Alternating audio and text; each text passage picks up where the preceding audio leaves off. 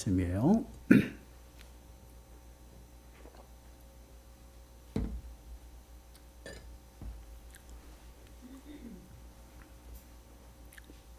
로마서 1장 16절 17절 말씀입니다. 우리 한 목소리로 함께 읽겠습니다. 내가 복음을 부끄러워하지 아니하노니 이 복음은 모든 믿는 자에게 구원을 주시는 하나님의 능력이 됨이라. 먼저는 유대인에게요 그리고 헬라인에게로다. 복음에는 하나님의 의가 나타나서 믿음으로 믿음에 이르게 하나니 기록된 바 오직 의인은 믿음으로 말미암아 살리라 함과 같으니라. 아멘. 오늘 말씀의 제목은 믿음으로 말미암아 살리라입니다. 이 로마서는요 사도 바울이 로마 방문을 알리는 그러한 편지입니다. 사도 바울은요 로마를 거점으로 해서 로마 동부 쪽으로 스페인 쪽으로 전도하기 위해서 전도 여행을 나가기 위해서 계획을 세웠어요. 그래서 그 스페인 그쪽으로 동부 쪽으로 전도하기 위해서는 반드시 거점이 필요했어요. 그 거점을 어디로 잡았냐? 로마로 잡았다라는 것이죠. 그래서 로마에 방문할 계획을 로마에 있는 교회들에게 그리고 또한 그리스도인들에게 알리는 편지가 바로 이제 로마서예요. 그래서 그 로마서의 주제는 주로 무엇이냐? 바로 복음입니다. 우리가 함께 읽은 오늘 말씀이 어떻게 보면 로마서 전체의 주제가 돼요. 오늘 말씀을 통해서 복음에 관하여 좀 함께 묵상해 보려고 합니다. 오늘 이 시간 말씀을 통해 복음에 관해서 좀 저희들이 잘 깨닫는 시간들이 되시고 또한 예수 그리스도의 십자가의 죽으심과 또한 부활하심으로 말미암아 구원받은 우리 성도들이 어떠한 삶의 모습으로 살아가야 하는지 그 모습을 깨닫는 시간들이 되시길 바랍니다. 그러므로 정말 하나님의 자녀답게 거룩하고 구별된 그러한 삶을 살아가시고 더 나아가서는 우리의 믿음의 주가 되시는 부활하신 예수님, 그 예수님을 인격적으로 좀 만남으로 말미암아 정말 하나님 나라의 풍성한 은혜 가운데 거하는 저와 여러분들이 되시길 간절히 축원합니다. 본문 16절 말씀을 한번 보시길 바라요. 내가 복음을 부끄러워하지 아니하노니 이 복음은 모든 믿는 자에게 구원을 주시는 하나님의 능력이 됨이라. 먼저는 유대인에게요 그리고 헬라인에게로다. 복음에 관하여 지금 말씀을 하고 있습니다. 이 복음은 모든 믿는 자에게 구원을 주시는 하나님의 능력이 된다라고 말씀을 하고 있죠. 그럼 복음이 무엇이기에 하나님의 능력이다 또한 능력이 나타난다라고 말씀을 하고 있을까요? 먼저 복음이라는 이 단어를 한번 보시면 영어로는 굿뉴스, 가스펠이라는 그러한 단어예요. 근데 이 단어들이 어떠한 의미냐면 승리의 소식이나 기쁜 소식 그것을 말하고 있다라는 것이에요. 그래서 복음이다라고 이야기하면 좋은 소식, 기쁜 소식, 복된 소식을 복음이다라고 이야기를 합니다. 그럼 우리에게 복된 소식은 무엇일까요? 여러분 한번 생각해 보세요. 죽음을 앞에 두고 있는 사람에게 그 사람에게 가장 기쁜 소식, 좋은 소식은 어떤 소식일까요? 로또 복권에 맞았다라는 소식일까요? 아니면 자녀가 좋은 대학에 갔다라는 거에 가장 좋은 소식일까요? 과연 어떤 것이 가장 좋은 소식일까요? 아마 죽음 앞에 둔 그 사람에게 가장 좋은 소식은 죽지 않는다라는 것이에요. 그렇지 않습니까? 지금 바로 내가 죽음을 앞에 두고 있는데 이 세상에 그 어떤 게 필요해요? 가장 중요한 건 생명입니다. 다시 살 수 있다라는 그 소식, 의사의 그 말 한마디, 그것이 아마 가장 좋은 소식이라고 생각이 돼요. 그럼 우리가 영적으로 살아가는 이 성도들 또한 예수님을 모르는 그러한 자들 또한 죄의 비참한 가운데 살아가는 자들 그러한 자들에게 가장 귀한 소식 좋은 소식이 무엇일까요? 바로 구원의 소식이에요. 영원한 생명에 관한 소식입니다. 우리를 위해서 예수님께서 이 땅에 오셨어요. 그리고 우리의 모든 죄를 십자가에 지셨습니다. 감당하셨어요. 십자가에 죽으시고 사흘 만에 부활하셨어요. 이것을 믿는 사람들에게 구원이 이른다라는 것이 얼마나 기뻐요. 다른 조건이 없습니다. 믿으면 돼요. 그러면 영원한 생명을 얻는다라고 말씀을 하고 있어요. 그리고 더 나아가서는 하나님의 자녀로서 그리스도 안에서 하나님의 사랑을 받으면서 평안한 삶을 살아갈 수 있다라는 것입니다. 얼마나 좋은 소식이에요. 이것이 바로 복음이에요. 이 복음이 우리에게 임하면 무엇이 나타나요? 하나님의 능력이 나타난다라는 것이에요. 여러분 한번 사도행전 4장 5절에서 12절 말씀, 이 긴 구절을 우리가 한번 함께 읽어보겠습니다. 사도행전 4장 5절에서 12절 말씀이에요. 함께 읽습니다. 시작. 이튿날 관리들과 장로들과 서기관들이 예루살렘에 모였는데 대제사장 안나스와 가야바와 요한과 알렉산더와 및 대제사장의 문중이 다 참여하여 사도들을 가운데 세우고 묻되 너희가 무슨 권세와 누구의 이름으로 이 일을 행하였느냐?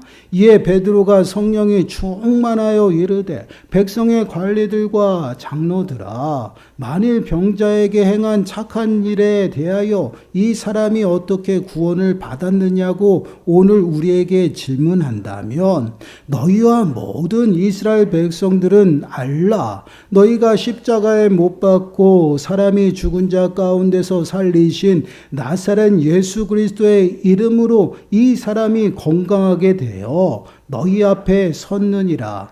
이 예수는 너희 건축자들의 버린 돌로서 집 모퉁이의 머릿돌이 되었느니라. 다른 이로서는 구원을 받을 수 없나니 천하 사람 중에 구원을 받을 만한 다른 이름을 우리에게 주신 일이 없음이라 하였더라. 아멘. 우리는 사도행전 4장 12절 9절 그 한 구절만 잘 알고 있어요. 이 구절이 언제 나왔어요? 지금 베드로를 통해서 나온 것이에요. 그러면 이 장면이 어떤 장면일까요? 베드로와 요한 또한 모든 제자들이요 부활하신 예수님을 만났어요. 그렇죠? 부활하신 예수님을 만나고 예수님께서 그들에게 명령하십니다. 너희든 땅끝까지 이르러 내 증인이 되라 말씀하셨어요. 근데 너희들은 지금 가면 안 돼. 너희에게 성령이 임할 것이다. 성령이 임할 때까지 예루살렘에 모여 있으라고 그랬어요. 그래서 예루살렘에서 오순절날 모든 제자들이 모여서 기도하는 가운데 성령이 임하게 됩니다. 그 성령이 임함으로 말미암아 그들에게 믿음이 임했어요. 그래서 그 제자들이요 성전에 기도하는 그 시간에 맞춰서 성전에 올라가게 되는 것입니다. 근데 성전에 올라가다 보니 걷지 못하는 자가 성전 미문에 앉아 있는 것이에요. 그 앉아 있는 병자를 나사렛 예수의 이름으로 고치게 돼요. 그리고 나서 그 베드로와 요한이 성전 안에서 무엇을 하냐면 부활하신 예수님을 전하는 것이에요. 그러한 모습을 종교 지도자들이 보게 됩니다. 그 모습을 본 종교 지도자들은요, 예수님의 부활하심을 전하는 것이 너무나도 싫었어요. 그래서 베드로와 요한을 잡아서 감옥에 가두는 것이에요. 감옥에 가두고 다음날 종교 지도자들이 다 모였습니다. 모여서 베드로와 요한을 지금 추궁하는 장면이 바로 우리가 함께 읽은 말씀이에요. 그런데 지금 그 추궁받는 그 모습 속에서 베드로가 누구를 전하고 있어요? 살아계신 부활하신 예수 그리스도에 대해서 전하고 있다라는 것이에요. 그리고 그로 말미암아 예수 그리스도의 이름으로 구원을 받는다라는 것입니다. 복음을 전하고 있어요. 이것이 바로 지금 베드로의 모습이고 또한 하나님의 일하심이 나타난 것이에요. 참으로 놀라워요. 성령이 제자들에게 임하기 전에는요. 제자들은 어떤 모습이었어요? 예수님을 배반하고 다 도망갔어요.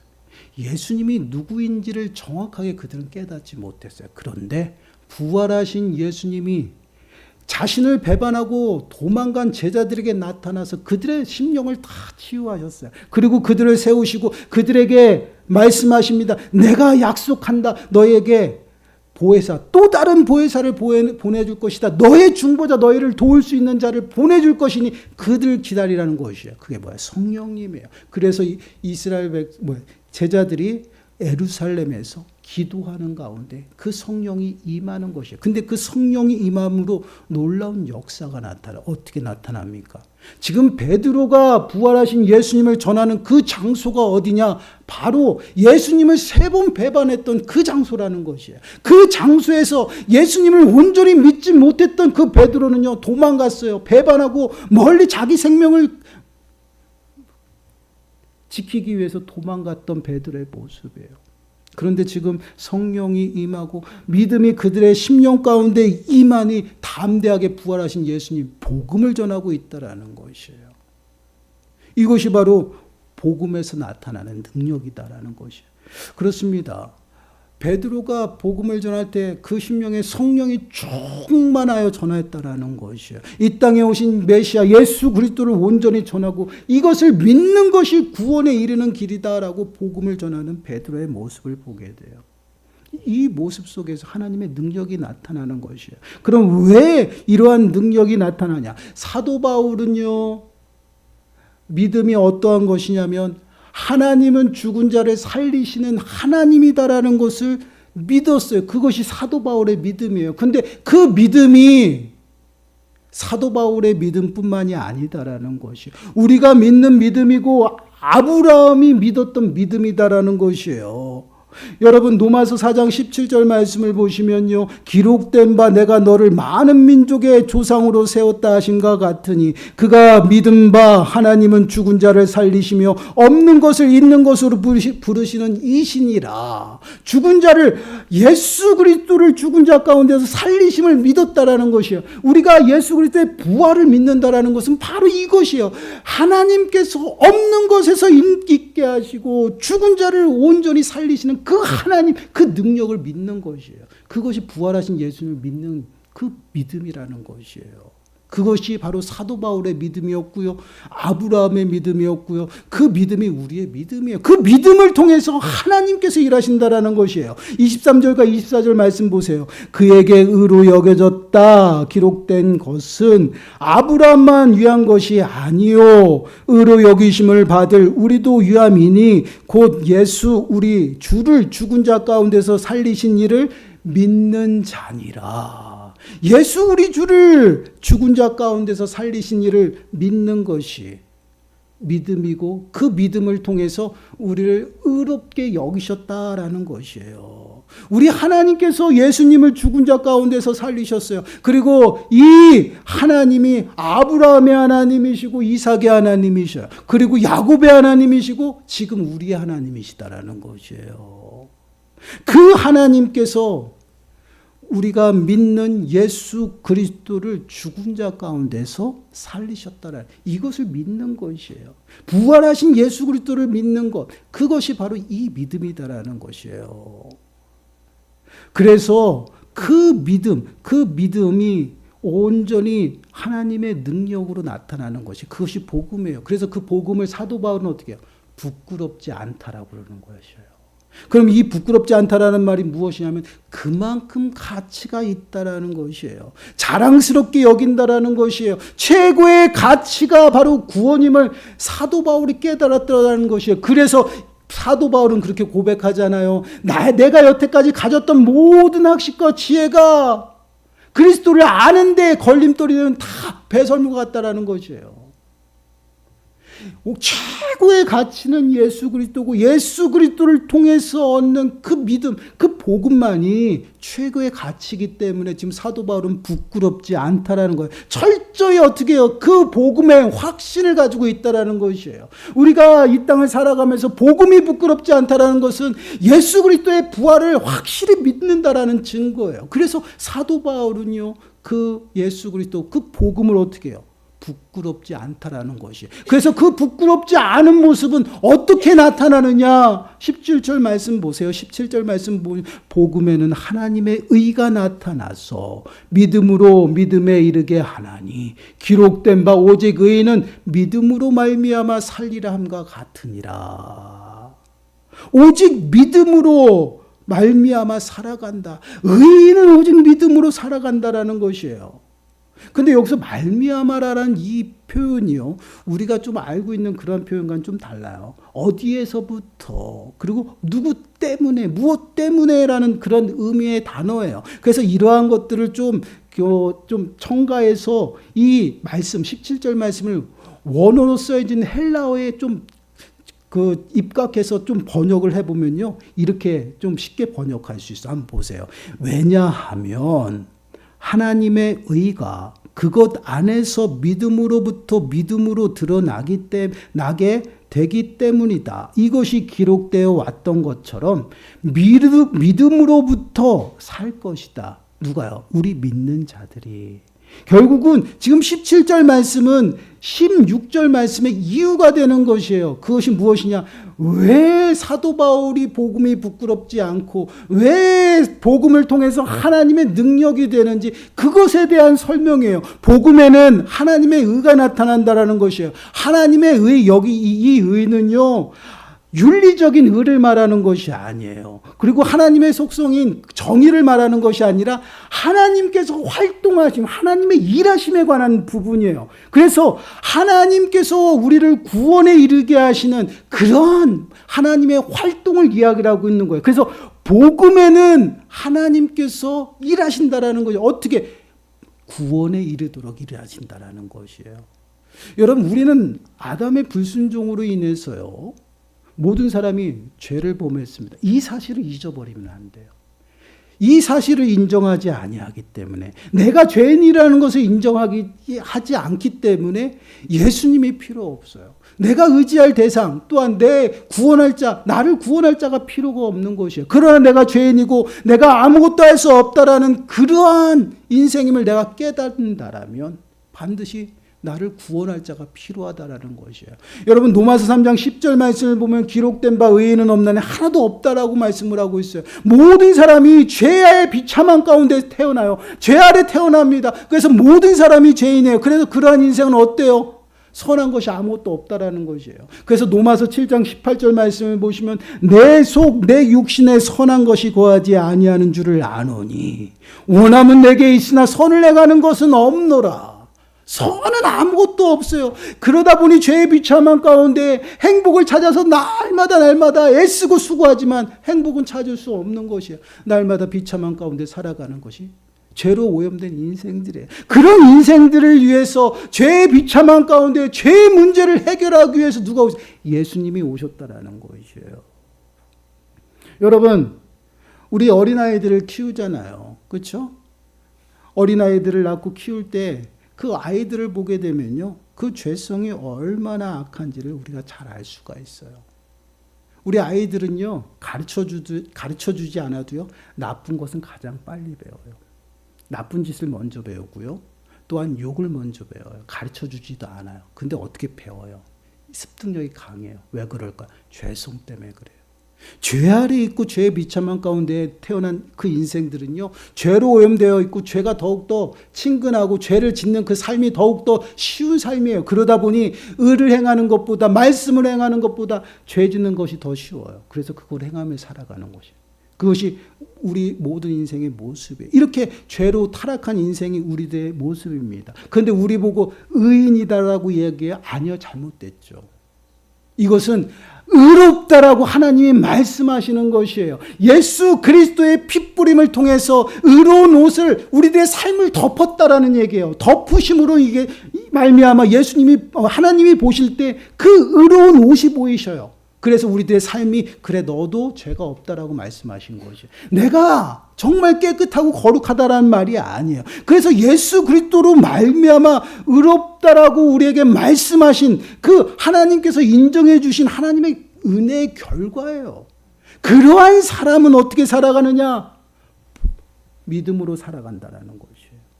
여러분, 복음에는 하나님의 의가 나타난다. 복음은 뭐예요? 예수 그리스도예요. 예수 그리스도를 믿으면 그 믿음에서부터 출발, 믿음으로 믿음에 이르게 돼요. 그것이 무엇이에요? 하나님의 의가 나타나, 하나님의 일하심이 나타나고요, 하나님의 역사하심이 나타나서 우리를 믿음 가운데 구원에 이르게 한다라는 것이에요. 어떨 때요? 복음을 믿으면. 예수 그리스도를 믿으면, 그래서 믿음으로 이르게 한다라는 것이 누가요? 하나님이. 그래서 예수 그리스도를 믿는 그 예수 그리스도 이름 외에는 구원의 길이 없다라는 것이에요. 그래서 지금 사도 바울은요, 하박국서를 인용해서 말씀을 하고 있는 거예요. 기록된 바 오직 의인은 믿음으로 말미암아 살리라. 여러분, 믿음으로 말미암아 살리라는 이 믿음이라는 것은요, 여러분 그냥 우리의 신념과 달라요. 우리가 하나님 앞에 받아서 온전히 그 믿음으로 살아가는 것이, 아니 믿어지게끔 하시고 그 믿음으로 우리를 이끌어 가시는 것이에요. 그래서 믿음은요 생명력이 있어요. 늘 움직여요. 활동해요. 그래서 죽은 믿음이 어떤 믿음? 행함이 없는 것은 죽음이라고 죽은 믿음이라고 말씀하는 것이에요. 믿음은 늘 생명력 있게 움직여요. 나를 새롭게 하고 나를 하나님의 그 은혜 안에 살아가도록 끊임없이 나를 이끄는 것이 바로 믿음이에요. 그 믿음을 하나님 앞에 선물로 받았다라는 것이에요. 여러분, 믿음에 대해서 이야기하는 거 보세요. 고린도후서 10장 15절 말씀 보시면, 우리는 남의 수고를 가지고 분수 이상의 자랑을 하는 것이 아니라 오직 너희의 믿음이 자랄수록 우리의 규범을 따라 너희 가운데서 더욱 풍성해지기를 바라노라. 믿음이 어떻게 자라난다라는 표현이에요. 앞으로 계속 움직여 나가는 거, 점점 확대되는 것이에요. 또한 데살로니가 후서 1장 3절에서도 동일하게 말씀을 해요. 형제들아, 우리가 너희를 위하여 항상 하나님께 감사할지니 이것이 당연함은 너희의 믿음이 더욱 자라고 너희가 다 각기 서로 사랑함이 풍성함이라. 믿음이 어떻게 해요? 더욱더 자라나요. 믿음은 바로 이런 것이에요. 믿음은 생명력이 있어요. 움직여요. 가만히 멈추는 것이 아니에요. 그러므로 그 믿음을 통해서 점점점 자라나고 확대되는 것입니다. 그러므로 우리의 은혜가 풍성해진다라는 것이에요. 그 믿음을 이야기라고. 우리의 신념이 아니에요. 근데 그 믿음은 내가 가질 수 있어요? 아니에요. 하나님이 주셔야 되는 것이에요. 선물이라는 거. 그래서 예배소서 2장 8절 말씀을 보시면 이렇게 말씀해요. 우리 함께 읽어보겠습니다. 시작. 너희는 그 은혜에 의하여 믿음으로 말미암아 구원을 받았나니 이것은 너희에게서 난 것이 아니요 하나님의 선물이라.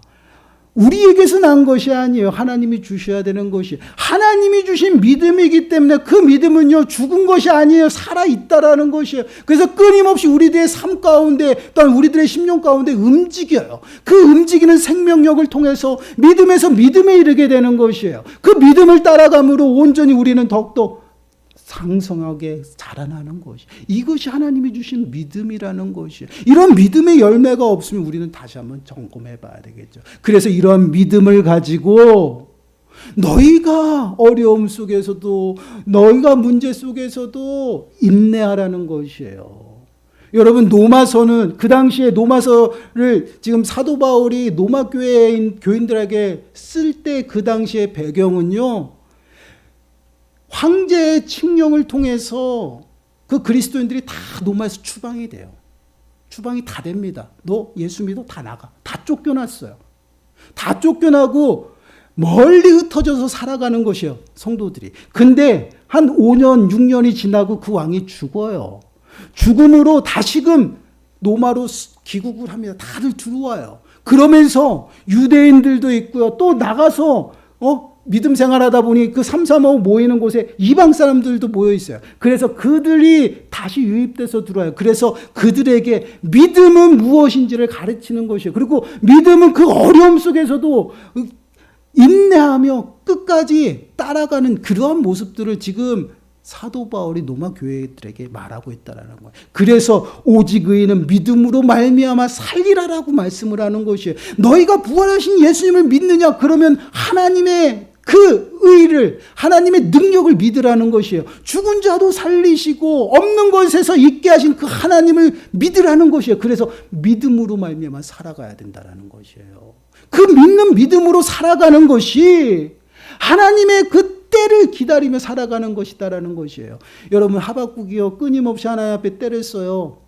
하나님, 왜 이방 나라를 쳐서 우리나라가 이렇게 폐허가 되게끔, 우리나라를 이렇게까지 어렵게 만드십니까? 때를 쓰면서 계속 하나님과 대화해요. 그 대화 속에서 하나님께서 하신 말씀이 무엇이냐면 오직 의인은 믿음으로 말미암아 살아가야 한다라는 것이에요. 근데 그 말씀이 하박국과 이스라엘에게 위로와 또한 마지막 때를 준비하는 메시지라는 것이에요.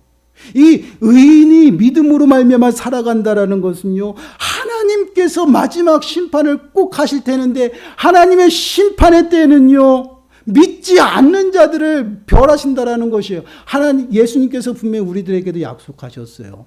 하나님 우편에 가시면서 뭐라고 약속하셨습니까? 다시 오신다라는 것이에요. 다시 오실 그때가 언제예요? 심판의 때입니다. 그때는요, 믿는 자는 기쁨으로 하나님의 영광 가운데 들어가지만 믿지 않는 자들은요, 가라지가 불에 태워지는 것처럼 불 가운데 던져지는 것이, 이것이 마지막이에요. 근데 지금 하박국에게 얘기하는 그 하나님이 마지막 이 심판 때에 하나님의 사람들은요, 절대 멸망하지 않아요. 하나님, 예수 그리스도, 우리의 복음이 되시는 그 예수 그리스도를 죽은 자 가운데서 살리신 그 하나님을 믿으라는 것이에요. 따라가고 의지하라는 것이에요. 그리하면 너희들이 그 모든 환난 속에서 인내하고 또한 소망을 이룰 것이다라는 것이에요. 그렇습니다. 이 말씀은요, 부활하신 그 예수 그리스도를 우리가 믿는 그 믿음의 삶의 모습이 어떤 건지를 우리들에게 말씀을 하고 있어요. 그래서 우리가 그러한 삶 가운데 살아가는 그러한 모습은요, 결국은 하나님의 약속을 우리가 따라가고 믿는 것이에요. 부활하신 그 예수님, 죽은 자 가운데서 그 예수님을 살리신 그 하나님의 능력을 믿고 의지하고 따라가는 것. 이것이 부활하신 예수 그리스도를 믿고 만난 자들의 삶의 모습이에요. 전능하신 그 하나님 아버지 전폭적으로 맡기는 겁니다. 이것이 믿음이에요. 그래서 믿음으로 말미암아 살아가는 것이요. 예수 그리스도를 온전히 고백하고 믿음으로 온전히 살아가는 자들, 하나님을 의지하고 따라가는 것이다라고 말씀을 하고 있어요. 여러분, 히브리서 11장 6절 말씀 보시면, 믿음이 없이는 하나님을 기쁘시게 하지 못하나니 하나님께 나가는 자는 반드시 그가 계신 것과 또한 그가 자기를 찾는 자들에게 상 주시는 이심을 믿어야 할지니라. 믿음만이 하나님을 기쁘시게 해요. 믿음으로 나아가면 하나님이 일하십니다. 제가 오늘 일부 예배 끝나고 이제 영찬이가 다쳐가지고 드럼을 못 친다고요. 잠깐 대화를 하면서 그런 얘기를 했어요. 그리스도인은 6일 동안 열심히 공부하고 하루는 쉬어. 하나님 앞에 나와서 예배하고, 예배는 양보하지만 이게 믿음이야. 왜? 하나님이 일하시니까. 세상의 학생들은 학원에 가서 10시간, 11시간 공부해서 피 터지게 공부하지만 6일 동안 열심히 공부하고 하루는 쉬어. 제가 그렇게 얘기했어요. 왜요? 믿음이에요. 내가 6일 동안 최선을 다하고 하나님 앞에 온전히 드려지면요, 하나님이 기뻐하셔. 그리고 하나님이 일하신다라. 하나님의 능력이 나타나는 것이, 이게 믿음이에요. 저는 끊임없이 우리 아이들에게도, 또한 청년들에게도, 또한 여러 만나시는 분들에게도 그렇게 얘기합니다. 어제도 저 노예 목사님이 찾아오셔서 상담한 게 있었어요. 젊은 목사님. 그래서 아무것도 하지 말고 그냥 맡겨라. 기도해라. 그러면 하나님이 일하실 거다. 한번 기대해봐라. 이게 믿음이에요. 그 믿음으로 말미암아 살아갈 때 하나님의 능력이 하나님의 일하심이 나타난다라는 것이에요. 왜 우리들의 삶에 믿음 생활을 하고 하나님 앞에 예배하고 하나님 앞에 나아가서 하나님을 온전히 의지한다라고 하는데 능력이 안 나타날까요? 믿음이 아니에요. 여러분, 하나님이 주신 믿음은요, 반드시 생명력이 있어요. 행동합니다. 그것을 통해서 온전히 하나님의 나라를 이루어 나간다라는 것이, 하나님이 믿음에서 믿음에 이르게 하신다라고 했어요. 하나님의 의가 드러나요. 그러면 우리들의 믿음은 어떤 것인가 한번 체크해 봐야 돼요. 우리는 부활주의를 지나고요, 소망의 삶을 끊임없이 말씀을 통해서 듣죠. 그리고 우리는 어떻게 살아야 된다라고 말을 합니다. 근데 우리는 어떠한 모습으로 살아가고 있나? 여러분, 우리가 한번 체크해야 돼요. 우리는 믿는다고 합니다. 그러나 하나님의 능력을 경험하지 못해요. 그건 믿음이 아니에요. 왜 그렇습니까? 복음에는 하나님의 의가 드러나고 능력이 나타난다 그랬는데, 우리는 복음을 믿지만 그것이 능력이 나타나지 않는다라는 것이, 그런 무엇이에요? 믿음이 아니에요. 반드시 하나님이 일하심으로 인해서 우리를 어떻게 인도하십니까? 하나님의 그 의로 하나님의 나라로 인도하셔요. 그게 하나님의 역사하심이에요. 왜 제자들이 베드로가 예수님을 3번 배부한 그 장소에서 부활하신 예수님을 전할 수 있어요? 성령이 임했어요. 부활하신 예수님을 만났어요. 믿음이 생겼어요. 그 믿음은요, 생명까지 내놓고 담대하게 전했어요. 이런 하나님의 일하심이 능력이 나타난다라는 것이에요. 우리의 믿음은 어떠한지 한번 여러분 체크해 보세요. 여러분 예배소서 4장 13절 말씀을 보시면 우리가 다 하나님의 아들을 믿는 것과 아는 일에 하나가 되어 온전한 사랑을 이루어 그리스도의 장성한 분량에 충만한 데까지 이르니라. 믿음은 끊임없이 자라나고 그리스도의 장성한 분량, 구원에 이른다라는 것이에요. 구원에 이르는 그 믿음까지 하나님이 이끌어 가셔요. 이것이 하나님의 일하심이고 능력이에요. 우리의 삶을 좀 돌아보세요. 우리는 어떤 모습으로 믿음 생활을 하는지, 정말 하나님의 능력으로 살아가고 있는지 여러분 점검해야 됩니다. 여러분, 어느 한 믿는 친구들의 대화를 소개하고 말씀을 마치려고 합니다. 한 친구가 다른 친구에게 이렇게 질문을 해요. 걸어가면서. 자네는 예수 그리스도를 어떻게 생각하나? 그 질문을 받은 친구는요, 한참 생각하다가 발길을 어디로 돌리냐? 꽃을 향했어요. 그리고 가장 아름다운 꽃 앞에 서서 그 질문한 친구에게 이렇게 이야기합니다. 뜸을 들여요. 그리고 나에게 있어 예수 그리스도는 이 꽃과 저 태양과 이 관계와 같다네. 이 꽃은 태양의 빛과 열이 없으면 죽을 수밖에 없어. 아주 간단한 짧은 대화입니다. 꽃은 태양이 없으면 죽는다라고 얘기해요. 그 꽃과 태양의 관계를 자신과 예수님의 관계로 이야기를 하고 있습니다. 이 똑같은 질문을 여러분들에게 한번 던지고 싶어요. 여러분들은 예수 그리스도를 어떻게 생각하십니까? 한번 스스로 답해 보시기 바라요. 기도하겠습니다. 하나님 감사합니다. 영원히 죽을 수밖에 없었던 우리 인생들을 불쌍히 여기시고 우리를 죄와 사망 가운데서 구원하신 그 은혜, 그 은혜를 바라보며 부활하신 예수 그리스도를 온전히 믿음으로 고백합니다. 그 믿음 안에는 하나님의 능력이 나타난다고 말씀하신 것처럼 저희들이 하나님의 의롭다 칭함받은 그 은혜 가운데 날마다 믿음으로 말미암아 살아가게 하셨어. 하나님의 능력이 매 순간순간 우리들의 삶 가운데 나타나는 은혜의 삶을 살아가게 주여 도와주옵소서. 이 모든 말씀 예수님의 이름으로 감사하며 기도드리옵나이다.